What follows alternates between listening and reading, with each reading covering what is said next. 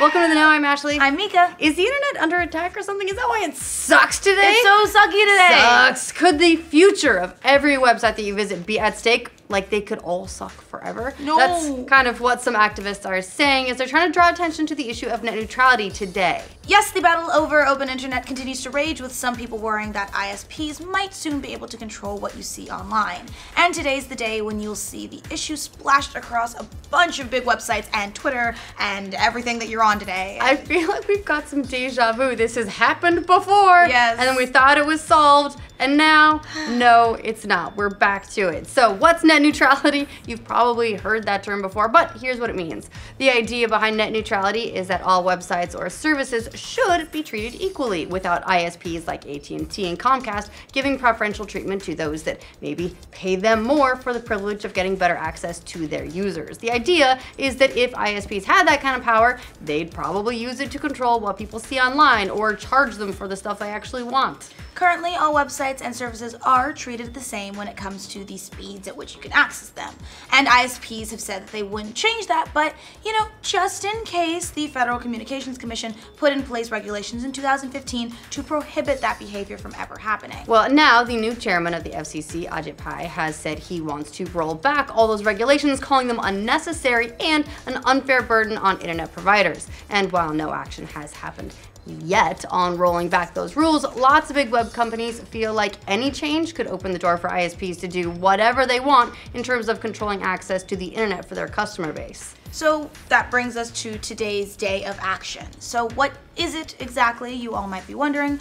Well, it's a throwback to a similar protest in 2014 that was called Internet Slowdown Day, in which major websites tried to show users what the internet would be like without net neutrality rules. Lots of websites showed a spinning loading symbol or blocked signs to illustrate what might happen if they were throttled or blocked without net neutrality rules. You know what you can really do to terrify everyone? It's just bring back the modem noise. Oh God. We'll do anything No. if it means getting rid of the modem noise.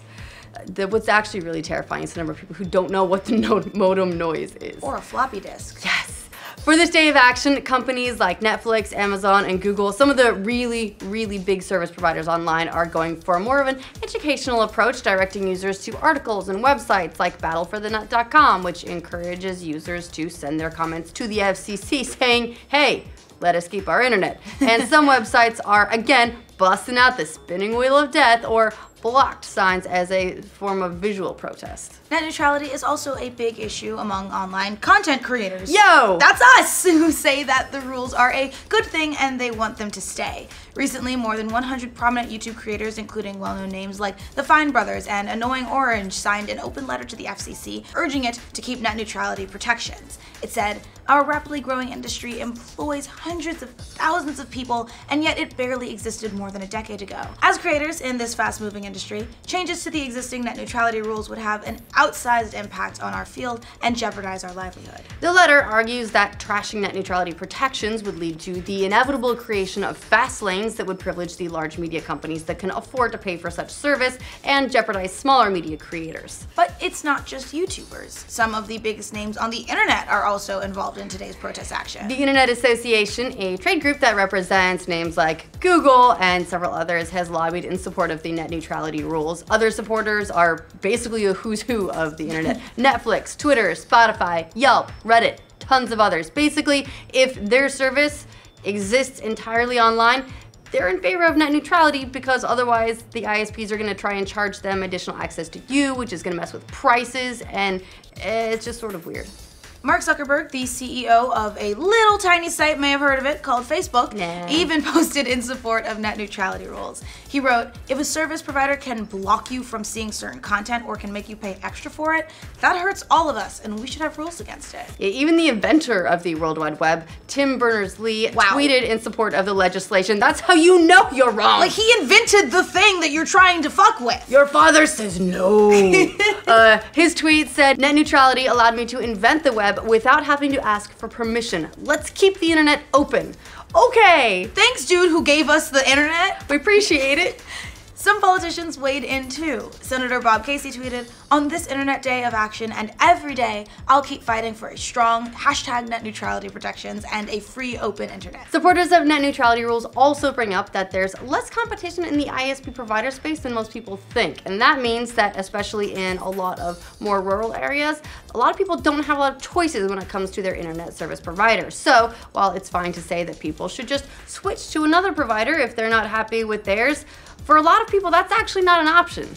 And here are some interesting statistics regarding competition. 51% of Americans only have one choice of broadband provider, according to FCC data from last year, and 38% of Americans only have two choices. That overall lack of competition ends up meaning that we typically pay more for shittier internet compared to other countries. As The Verge notes, the US, not in the top 10 of countries when it comes to average speeds, and it's not in the top 10 when it comes to lowest prices either. So we'll see how this all shakes out, but definitely, please take a minute today to educate yourself about net neutrality and what it might mean. Because if you're a heavy internet user, and you probably are, you're watching this video right now, so you use the internet, this issue is very important. Yeah, it's either going to end up affecting the people who are creating the services that you get access to, or it could end up costing more for you. Overall, kind of a mess of business. Yeah, shitty. What do you guys think about today's Net Neutrality Day of Action? Let us know in the comments. And for all of your internet news on this site that will hopefully still freely be available, be sure to like this video and subscribe to The Know.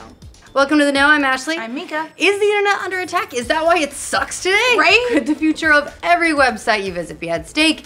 So that's a big question. It sounds kind of terrifying, but it's what some activists, like, you have to watch out for the activists. They're just like, welcome to The Know, I'm Ashley.